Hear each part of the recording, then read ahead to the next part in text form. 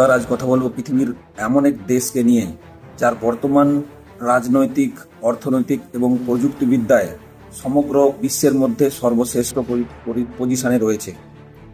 কিন্তু তার রক্তচক্ষুকে উপেক্ষা করার সাহস পৃথিবীর উন্নত অনেক দেশের মধ্যেও আজও দেখা যায়নি। যে দেশ আজ এত উন্নত, ঠিক আজ থেকে 500 বছর পূর্বে কেমন ছিল তাই সেই দেশের ইতিহাস, তাই নিয়েই আজকের আলোচনা। তো বলতে চাচ্ছি আমাদের প্রতিবেশী দেশ চীনের কথা। আজ থেকে 500 বছর পূর্বে সেই সময়কার চীনের রাজতন্ত্র, রাজারা মনে করত যে চীনের নাগরিকদের বাইরের থেকে কিছু শেখার নেই, তাই তারা বাইরের লোকেদের অর্থাৎ বাণিজ্য করার জন্য কাউকে সেই রাজ্যে বা সেই রাষ্ট্রে আসতে দিত না।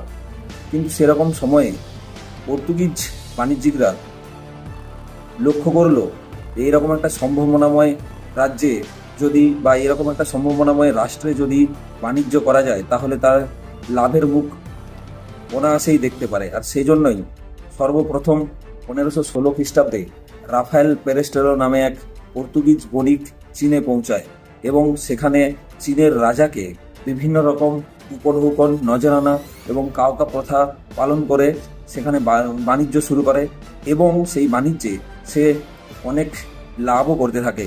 আর পরবর্তীকালে সেই বাণিজ্য করার জন্য সেখানে আরও বিভিন্ন দেশের আগমন ঘটতে থাকে, কিন্তু সেই বাণিজ্য করার অধিকার এত সহজে তাকে দেওয়া হয়নি।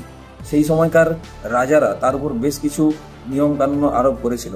তাকে বলা হয়েছিল কোনো বিদেশি তাদের অধীনে অর্থাৎ পর্তুগিজদের অধীনে সেই সময় কোনো চীনা নাগরিক কাজ করবে না, সে বাণিজ্য ক্ষেত্রে হোক বা অন্য কিছু।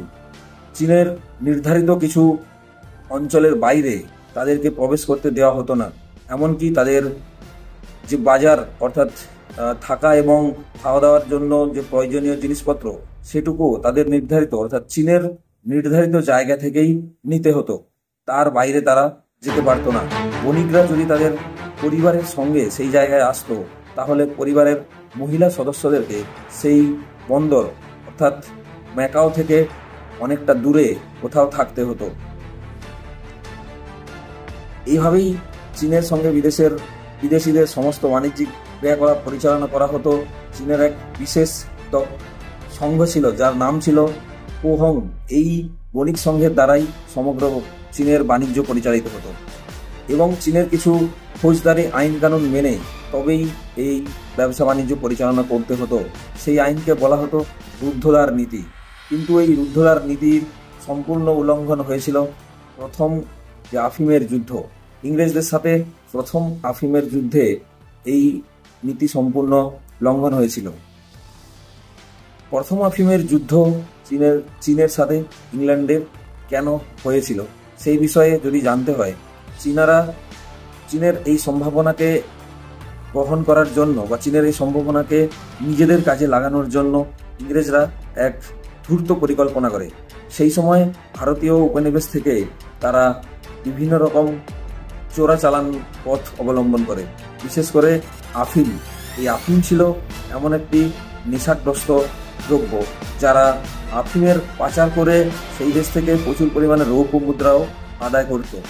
এবং একসময় চীনের রাজা লক্ষ্য করলেন যে সমগ্র দেশে আফিমের যে নেশা, সেই নেশাতে সমস্ত নাগরিক বুঁদ হয়ে থাকছে এবং রাজা সিদ্ধান্ত নিলেন এই তৎপরতার সাথে এই আফিম সরবরাহ বন্ধ করার সিদ্ধান্ত নিল। কিন্তু মানুষের মধ্যে এতটা নেশাগ্রস্ততা বিরাজ করত যে তারা রাজার সেই আদেশকে প্রায় অবজ্ঞা করে এবং চোরা পথেই আবারও আফিম পাচার করে নিজেদের কাজে লাগাতে থাকে।